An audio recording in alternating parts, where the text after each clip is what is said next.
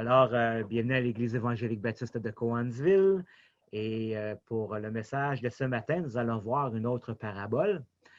Comme vous savez, les histoires, ça fait partie intégrale de nos vies. Moi, j'aime les histoires parce que les histoires ont la capacité là, de captiver notre imagination, nos émotions, ça challenge notre réflexion et tout ça. Et d'ailleurs, c'est la raison pour laquelle les histoires, on en retrouve un petit peu partout autour de nous. Dans les livres, les journaux, les films, la télé, les réseaux sociaux, les jeux, les feux de camp même, etc. Alors vraiment, on est immergé dans les histoires autour de nous. Et d'ailleurs, dans son ministère, Jésus a employé beaucoup euh, de raconter des histoires pour faire comprendre aux foules et aussi à ses disciples les principes et les réalités spirituelles qui concernent le royaume de Dieu. Et par ces histoires-là, Jésus expliquait de façon logique, mais aussi percutante, comment fonctionne le royaume et la justice de Dieu. Et ces histoires étaient percutantes parce que ça confrontait les gens et ça mettait en lumière le contraste frappant entre la manière que nous, on a de voir la vie et la manière dont Dieu, lui, voit la vie. Et aujourd'hui, on va regarder ensemble la parabole des ouvriers embauchés à différentes heures de la journée. Et dans cette histoire, on va voir, dans le fond, le contraste entre la manière dont les êtres humains voient la justice et comment Dieu, lui, voit la justice.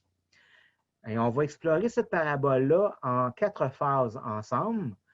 Et on va voir ensemble comment cette parabole peut impacter notre foi à nous.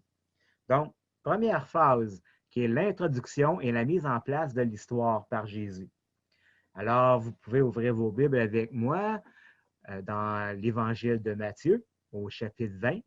Et on va commencer avec le premier verset, qui dit ceci. Voici, en effet, à quoi ressemble le royaume des cieux. Donc, quand Jésus, ici, il dit en effet, ou peut-être dans une autre traduction, ça va être écrit car, Jésus, dans le fond, il démontre que ce qu'il va dire fait suite à une affirmation ou une explication qui vient juste de prononcer là, dans le verset précédent. Qu'est-ce qu'il a prononcé dans le verset précédent? Au chapitre 19, verset 30, il dit « Plusieurs des premiers seront les derniers et plusieurs des derniers seront les premiers. » Mais qu'est-ce qu'il voulait dire par là? Alors, c'est ça qu'il va expliquer, c'est ça que Jésus va vouloir expliquer en racontant la parabole des ouvriers embauchés à différentes heures de la journée. On continue. Un propriétaire sort le matin de bonne heure afin d'embaucher des ouvriers pour travailler dans son vignoble. Il convient avec eux de leur donner comme salaire une pièce d'argent pour la journée, puis il les envoie dans sa vigne.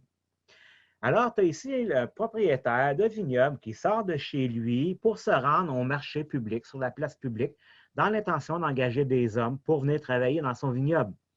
Et il est de bonne heure, il est 6 heures du matin. Et d'ailleurs, à cette époque-là, c'est l'heure à laquelle les gens sortaient pour aller travailler dans les champs. C'était juste normal.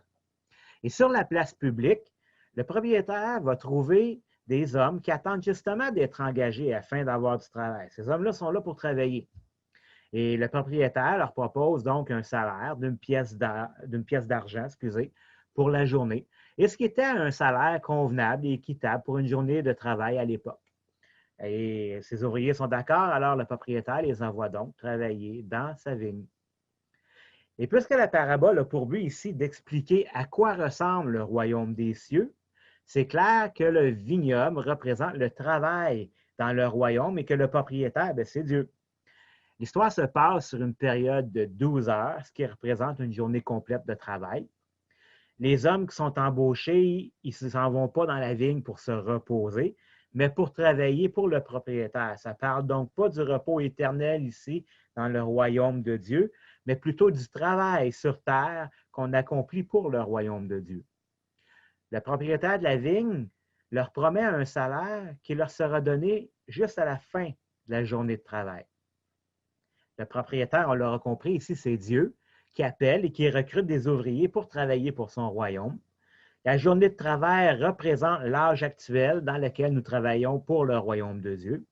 Et les ouvriers, c'est les croyants, juifs et non-juifs, qui sont sauvés et qui œuvrent pour le Seigneur. La fin de la journée va représenter la fin des temps où nous nous présenterons devant le Seigneur afin de recevoir ce qui nous a été promis. Remarquez ici que c'est le propriétaire de la vigne qui vient chercher et recruter ses ouvriers. Ce n'est pas les ouvriers là, qui choisissent de venir travailler dans la vigne, mais c'est le propriétaire qui les appelle, qui les sélectionne et les recrute pour travailler pour lui dans son vignoble. On voit bien, dans le fond, ici, là-dedans, la souveraineté de Dieu dans cette embauche. C'est lui qui décide. Quand le Seigneur appelle un pécheur à la repentance et à la foi, c'est Dieu qui a choisi cette personne et non l'inverse. Et c'est aussi Dieu qui stipule les termes et de la relation entre lui et celui qui l'appelle à venir dans son royaume. Il nous appelle et il nous sauve pour travailler dans son royaume. Maintenant, la phase 2, le développement de l'histoire, du verset 3 au verset 7. Vers 9 heures du matin, il, c'est-à-dire le propriétaire, il sort de nouveau et en aperçoit d'autres hommes qui se tiennent sur la place du marché sans rien faire. Il leur dit, « Vous aussi allez travailler dans ma vigne et je vous paierai correctement. » Ils y vont. Il sort encore vers midi, puis vers 3 heures de l'après-midi et chaque fois, il agit de la même manière. Enfin, étant sorti à 5 heures du soir, il en trouve encore d'autres sur la place et il leur dit, « Pourquoi restez-vous ainsi toute la journée à rien faire? C'est que personne ne nous a embauchés. Eh bien, vous aussi allez travailler dans ma vigne. » Donc, à intervalles réguliers, le propriétaire du vignoble, il retourne au marché sur la place publique afin d'y trouver encore une fois des nouveaux ouvriers pour venir travailler dans son vignoble. Et à chaque fois, on voit que le temps passe. Il y va à 9 heures du matin, puis ensuite à midi, puis il retourne à 3 heures de l'après-midi. Puis finalement, il va y retourner une dernière fois à 5 heures. Et à 5 heures, on s'entend, la journée de travail est presque terminée. Mais encore une fois, vers la fin de la journée, il va trouver des hommes qui sont là sur la place publique sans emploi. Et à différentes heures, différentes années, ou même je pourrais dire différentes époques, le Seigneur embauche, il sauve des âmes pour venir travailler pour lui dans son royaume. Ça, c'est le travail de l'Église. C'est la mission de l'Église qu'on voit dans Matthieu 28. La question que pose le propriétaire à ces hommes, c'est une question qui est quand même assez intéressante parce qu'il leur dit, « Pourquoi restez-vous toute la journée à rien faire? » Ces hommes, ils sont là sur la place publique, mais ils ne sont pas en train de flâner, là, ils cherchent du travail. Ces hommes-là ont besoin de travailler pour faire vivre leur famille. Ils ne sont pas là juste parce qu'ils sont paresseux, ils sont là parce qu'il n'y a personne qui les a encore embauchés.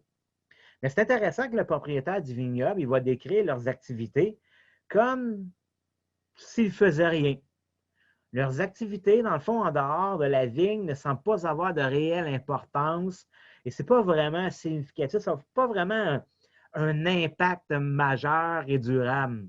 Alors, le propriétaire les appelle, eux autres aussi, à travailler dans sa vigne. Et le travail dans la vigne, c'est un travail qui est censé, c'est un travail qui est valable. Une leçon peut-être qu'on peut tirer de cette remarque, c'est que de travailler pour le Seigneur, dans la vigne du Seigneur, dans ses champs, dans sa moisson, utilisez l'image que vous voulez, ça donne un véritable sens à notre vie. Et vivre pour Dieu et le servir avec tout notre cœur, avec foi et avec obéissance, c'est là le véritable sens de la vie. Et ça vient rejoindre le fameux refrain que vient nous dire l'Ecclésiaste dans le livre de l'Ecclésiaste. Hein? Quand il dit à la fin, « Craindre Dieu, voilà tout l'homme », ça c'est le sens de la vie.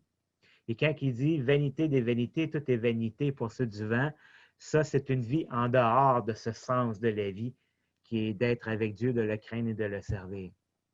Donc, d'un point de vue éternel, faire toute autre chose semble être une perte de temps. C'est futile et inutile. Finalement, le propriétaire engage ses hommes à différentes heures de la journée en leur promettant un salaire qui est correct, un salaire qui est juste. Mais remarquez que le propriétaire ne spécifie pas le montant exact qu'il va leur donner. Donc, les hommes, certainement, ont pensé qu'ils recevraient une fraction du salaire d'une journée complète de travail, selon l'heure à laquelle ils ont commencé à travailler dans la vigne. Et je pense que c'est normal. Hein? N'importe qui d'entre nous, on penserait la même affaire.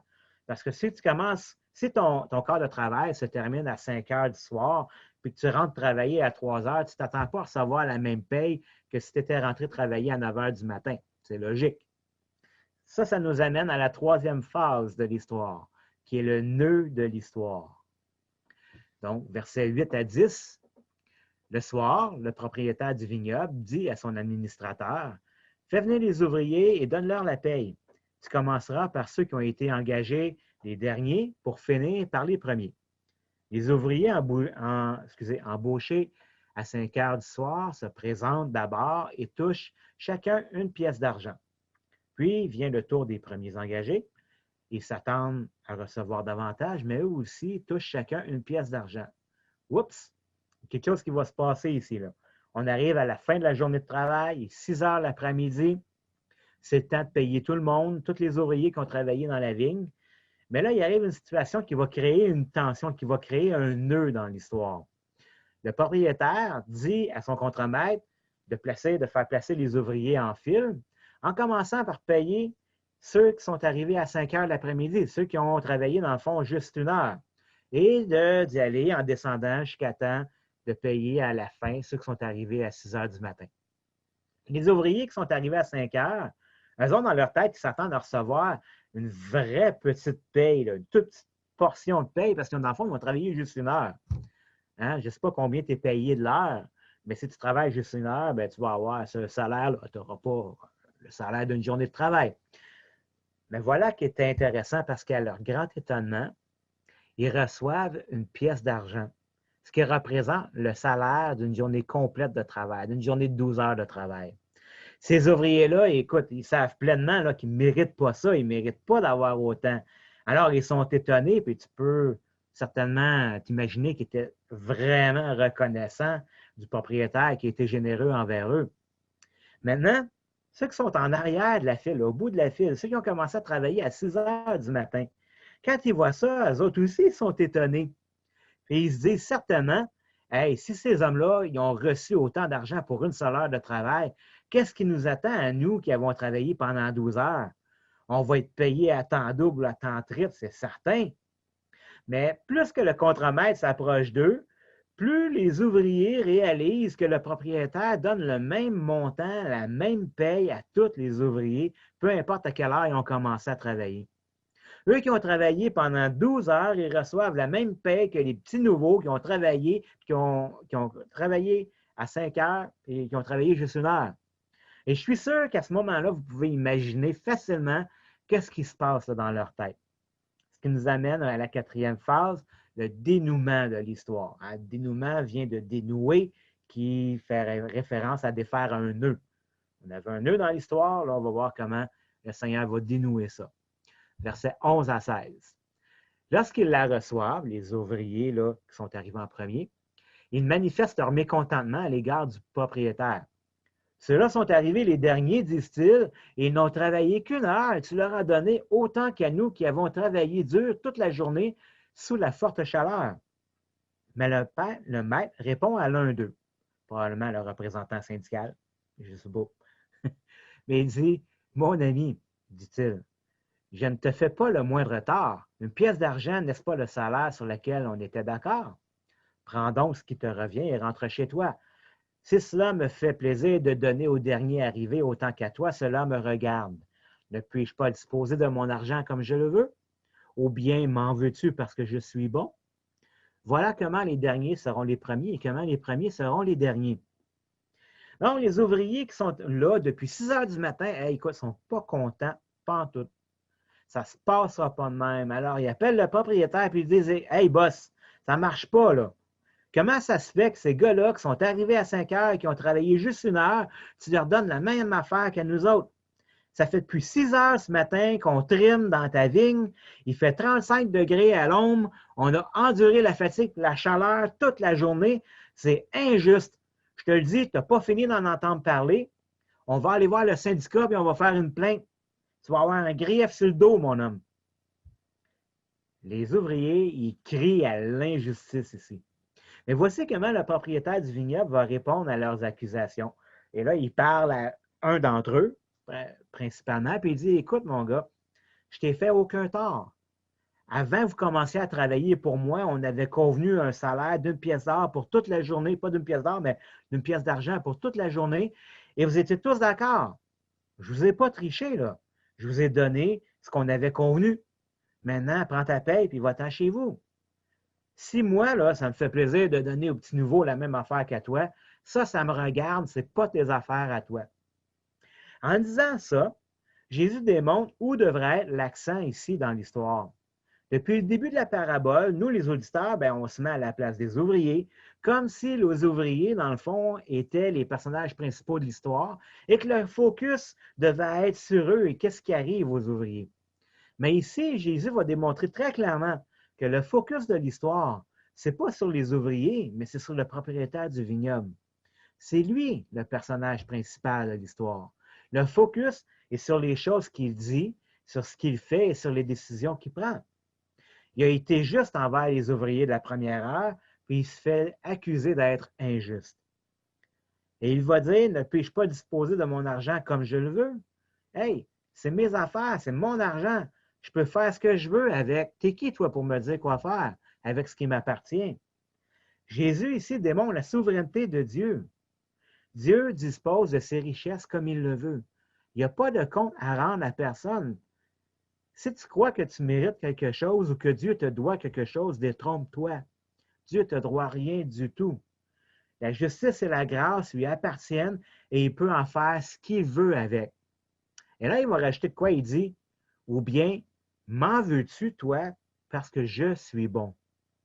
Si Dieu ne traite personne injustement, il accorde toutefois à plusieurs pas mal plus que qu'est-ce qu'on mérite.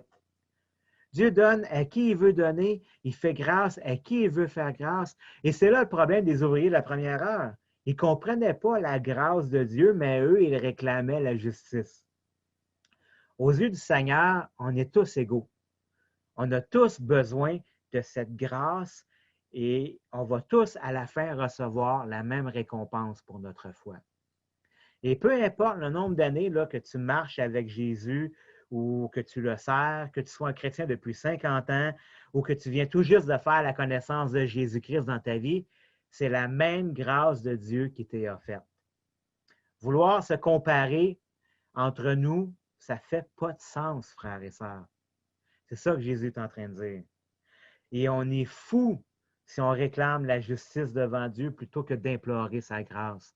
Parce que si on réclame la justice, la réalité, c'est qu'on est tous condamnés, peu importe qui nous sommes. Car tous ont péché et sont privés de la gloire de Dieu, nous dit Romains chapitre 3, verset 23. Et c'est par grâce que nous sommes sauvés, par le moyen de la foi, et cela ne vient pas de nous, mais c'est le don de Dieu qui est écrit dans Éphésiens 2, chapitre 8. Éphésiens chapitre 2, verset 8. Alors, en conclusion, dans cette parabole, le personnage principal, ce n'est pas les ouvriers, mais c'est le propriétaire. Et c'est ses actions, ses décisions et ses paroles qui sont importantes dans le déroulement de toute l'histoire. Parce que l'histoire parle de lui et non des ouvriers.